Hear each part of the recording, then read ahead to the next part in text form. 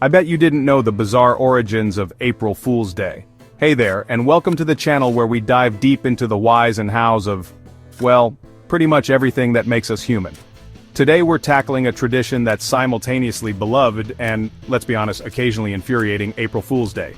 It's that one day a year where your normally trustworthy friends, family, co-workers, and even giant corporations suddenly transform into mischievous imps, all dedicated to the art of the prank. And the truly wild part?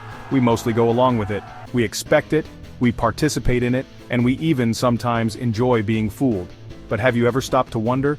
Why do we dedicate an entire day to lying, pranking, and confusing people? And why does everyone play along? The origins, like many good pranks, are a bit murky, a delightful jumble of historical theories, ancient festivals, and good old-fashioned human weirdness. So buckle up, fact friends, because we're about to embark on a journey through time, exploring everything from confused French peasants and Roman revelers to Scottish Gowk hunters and spaghetti-harvesting Swiss farmers.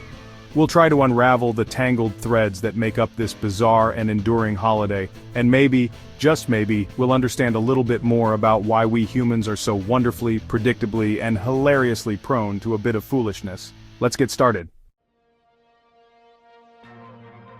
One popular theory about April Fool's Day takes us back to 16th century France. In 1582, King Charles IX adopted the Gregorian calendar, moving New Year's Day from late March to January 1st. News of this change spread slowly, and some regions continued celebrating New Year's in the spring. These traditionalists became the butt of jokes, seen as out of touch and foolish. Thus the term April Fool began to take root. Pranks included sending people on Poisson d'avril missions, trying to stick a paper fish onto someone's back. This symbolized a gullible person, easily caught like a young fish. The April fish tradition is still alive in France and Italy, where children tape paper fish onto adults' backs. It highlights the social dynamics of being in the know versus being a backward traditionalist. The pranks reinforced the new norm by ridiculing those who hadn't adopted it, and it sets the stage for how April Fools would evolve. But the calendar theory might not be the whole story.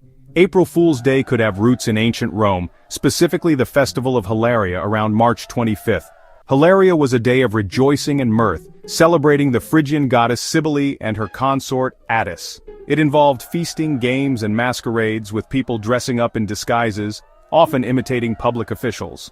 This temporary suspension of the usual social order allowed for playful subversion. It was a sanctioned outlet for high spirits and irreverence. The timing, late March, is close to April 1st, making it a plausible ancestor. Hilaria acted as a societal safety valve, allowing for a controlled release of tension. It suggests that the impulse for such a day isn't just a historical accident but a fundamental human need for moments of joyful, rule-breaking celebration. It's a reminder that our modern traditions often have very old souls. So, while the French calendar change gives us a specific April connection, Hilaria offers a deeper, more ancient precedent. Let's fast forward to medieval Europe and the Feast of Fools. This festival, popular among the lower clergy, involved electing a lord of misrule or a boy bishop. They presided over a day of topsy-turvy revelry, often held inside churches. Instead of solemn hymns, they might sing bawdy songs, burn old shoes as incense, and play dice on the altar. It was a deliberate subversion of the ecclesiastical hierarchy. The Feast of Fools was a way for the lower clergy to vent frustrations and mock their superiors. Despite repeated attempts to suppress it, the tradition proved resilient. It shows that the idea of a special day dedicated to turning things upside down isn't a modern invention. It's part of a much longer human tradition of finding space for folly. Let's consider a broader influence on why we might have a day like April Fool's in the spring, the season itself. Spring symbolizes renewal, rebirth, and chaotic energy. It's the time when the world wakes up after winter, with an explosion of life. This transition can feel like a liberation, leading to a desire to break free from constraints. Many ancient traditions linked springtime with periods of ritualized chaos or playful misbehavior. The psychological link between spring and a desire to let loose is compelling. After months of winter, there's a natural inclination to celebrate the return of light and warmth with an outpouring of energy. This broader connection to the spirit of spring provides fertile ground for a tradition like April Fool's Day. It's a primal invitation to embrace the joyful chaos of rebirth. In Scotland, April 1st was known as Hunt-the-Gowk Day. Gowk means cuckoo bird or fool. The classic prank involved sending someone on a fool's errand with a sealed letter. The letter instructed the recipient to send the gowk further along with the same letter.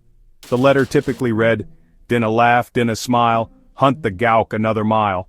This could go on for quite some time, with the gowk being passed from person to person. The goal was to keep the gowk hunting for as long as possible.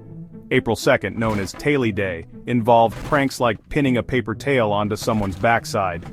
Hunt-the-Gowk Day highlights the playful deception and communal participation in April Fool's traditions. In Spain, the day for pranks isn't April 1st but December 28th, called Dia de los Santos Inocentes. It commemorates the biblical story of King Herod ordering the massacre of male infants in Bethlehem. Over time, the term innocents came to refer to those gullible enough to fall for pranks. Pranks, or inocentadas, range from simple household jokes to elaborate hoaxes by media outlets. Spanish media often publish fabricated news stories on December 28th. Friends and family members also try to trick each other. The phrase inocente is common after a successful prank. The existence of Dia de los Santos Inocentes shows that the human urge for a day of pranking isn't tied to a specific date. It suggests a widespread need for playful deception and social fun. April Fool's Day is far from a relic of history. It's bigger than ever, thanks to media and corporations. Newspapers, radio stations, and TV channels have long used April 1st to pull clever hoaxes.